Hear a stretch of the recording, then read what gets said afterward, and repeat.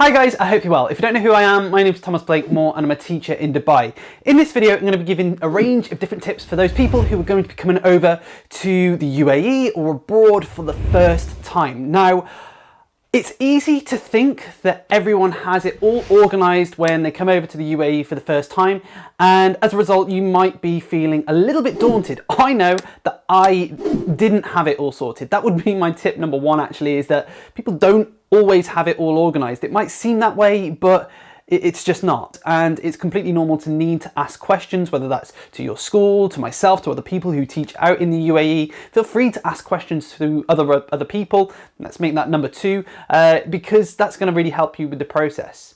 So I know when I came out to the UAE, I made a ton of mistakes, lots of different mistakes.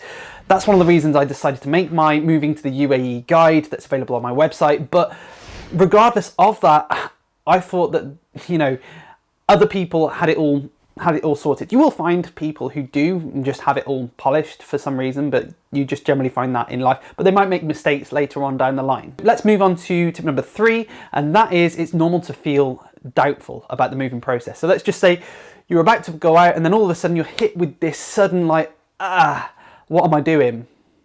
It's completely normal. The closer you get to the time that you're about to board the flight, especially at the moment with some of the challenges that there are within the world, it's quite normal to feel the way that you will as the things start to build up. You'll suddenly start overthinking things and start thinking, right, is this the right move for me? Because it is a big one. It's not to be underestimated, but it is normal to feel those feelings of doubt. And hopefully some of the other tips that I share within this video will help you deal with some of those doubtful feelings that you may have initially. And this is extremely hypocritical of me to say because I'm not the most organized person in the world, but yeah, making sure you're organized is going to really help you reduce the feelings of doubt. There's lots of things that you can do to help yourself feel organized, making sure that you contact the HR at your school to see whether or not there's a checklist of things that they want you to do.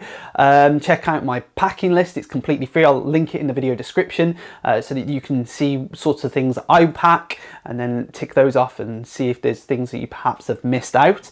Again, mentioned in my guide, but that's available. Help yourself get organized by using the resources that are out there. So that brings me on to the next tip, and that is research. Whether it's viewing my videos or other blogs and bits and pieces out there, research again. I know that you'll have done some research about the UAE already, but before you go, it's really good to get excited. I'm going to tell you a story that my dad, when he comes out to the UAE or any country, to be honest, he goes on TripAdvisor, YouTube, all these different platforms, and he will know more about the country before he's even been. He will just say, oh, have you found out about this place yet? Do you know about this?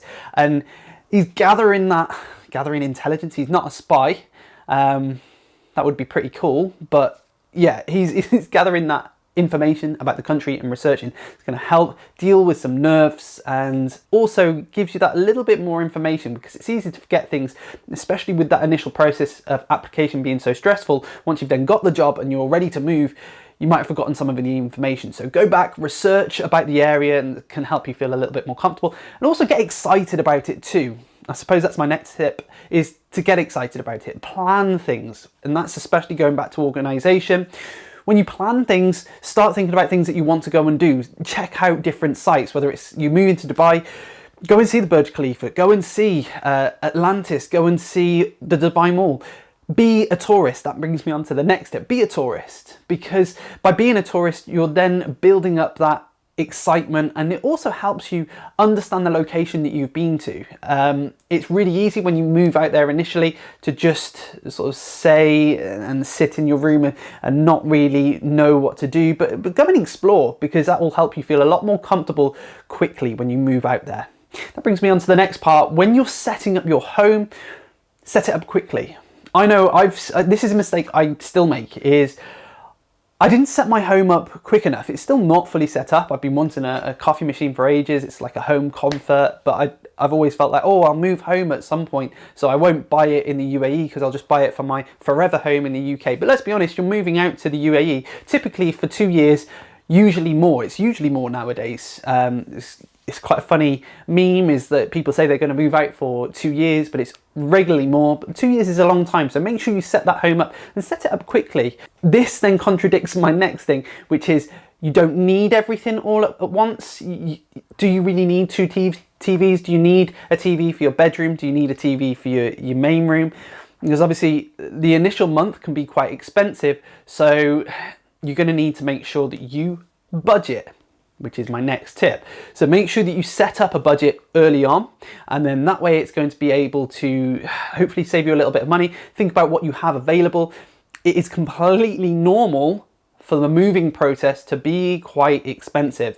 I know at this point you're ready to move, you've probably spent quite a bit of money with attestation. Some of you will probably be shipping bags abroad. I've got another link down below to a really good company for that. It's an expensive process, and as a result, you're going to want to make sure that the funds you have available until you get that first pay slip are available. So make sure you set up a budget, maybe things you have per week. Understand that the first week is probably going to be a little bit more expensive with setting things up, but also going out with new friends that you meet. So just make sure that those things are set up regularly and early so that you can cater for that.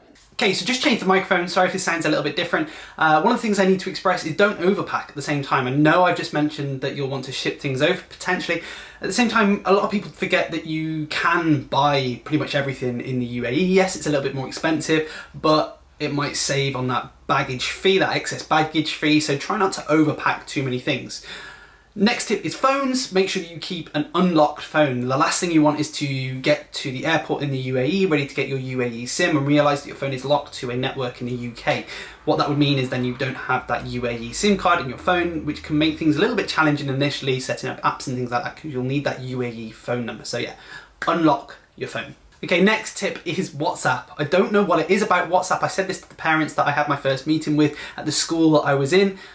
WhatsApp groups seem to be a huge thing in the UAE, and as a result, contacting other people like maintenance, like school, through WhatsApp is extremely common. Make sure you download WhatsApp.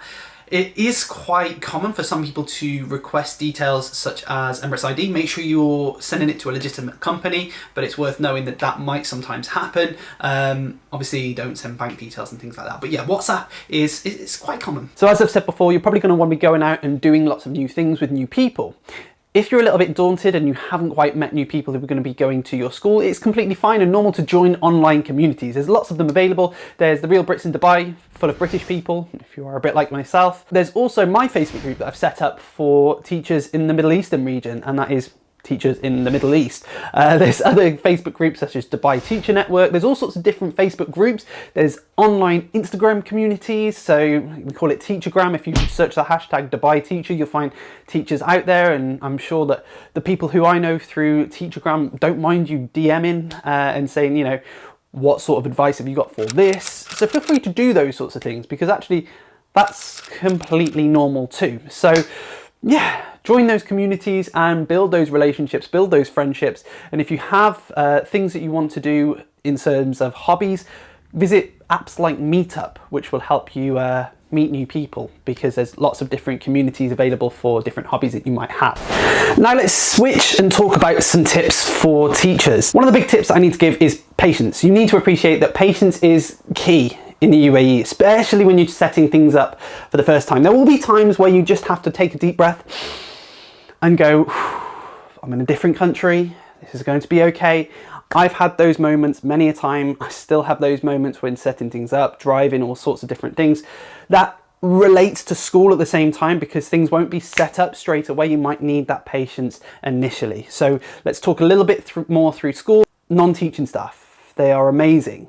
Absolutely amazing. Not just your teaching assistants, but non-teaching staff, your cleaners, your security guards. There'll be lots of security guards in your school, and you probably won't be used to having that, but they're really cool too. Get on side with them, get on side with the maintenance crew. They will be really helpful. I know in my school they're really good with things that I need to set up within my classroom, like walls painted and things like that. So get on with those. Your graphics team, there will be people who perhaps don't get appreciated as much, so just make sure you develop those relationships with those individuals straight away, because I can guarantee that it's just going to make them feel fantastic, because they don't always get that appreciation.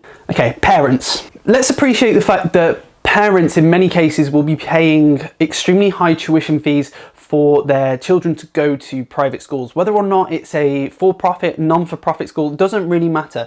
They're still going to have a demand for their children and the best education. So there's a couple of things that you can do to support that parent-child teacher relationship. One, communication. Your school will have some sort of form of communication, whether it's seesaw, whether it's emails, they'll have that available, but make sure that you set up those lines of communication immediately. You might need to check, but I like to send a video out to the parents of the class that I'm about to teach, so I'm letting them know who I am. That sets up that really good first impression, which is also important too.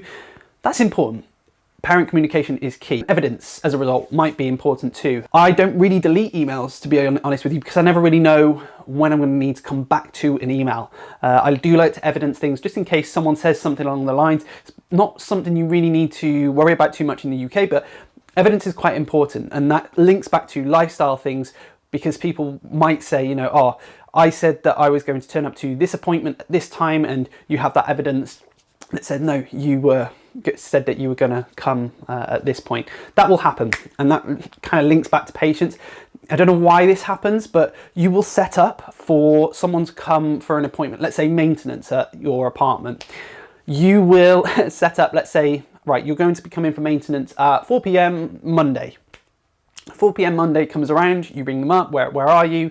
4:30, ring them up, where are you? Oh no, we can't come anymore. That happens more frequently than you realise. Or, flip it, what sometimes happens is you'll be at work, 12 o'clock on the Monday, remember you've got that appointment for 4 o'clock, and they'll ring you up at 12 o'clock and say, we're here. Nice one, the appointment's 4 o'clock, and they're like, yeah, well, we can only do it now. That happens, so again, patience, that links back to that story of patience. Just bear that in mind. So that's why having that evidence is crucial, because then they'll say, no, we said 12 o'clock, and you'll be like, no, the evidence on this text is 4 o'clock, and it's one of those things. I'm taking a deep breath. Final tip is one for not just people who are moving out there for the first time, but also for me and individuals who have been there for a while. Value the experience. It is an experience at the end of the day. It's a completely different way of life. Try and build that emphasis on trying to develop a bit more of a lifestyle. I know that I get into a rut of getting home, working, and just only really having the weekends to appreciate things, and then filming videos in the weekends. Value it, because there will become a time where you're suddenly back in the UK and think, oh, what did I make of that experience? It's a special place, and there is definitely opportunity there to create lasting, amazing memories. So enjoy it, have an amazing time, and hopefully this video has been useful for you in some way or other. If it has, feel free to like it. Make sure you check out my guide if you haven't already about moving to the UAE. That'll be really useful for you and will be supportive for the research purpose. And then hopefully if you're new to the channel, you'll feel like subscribing and maybe checking out some other videos. Until the next time, guys, I'll see you in the next one. I'm out.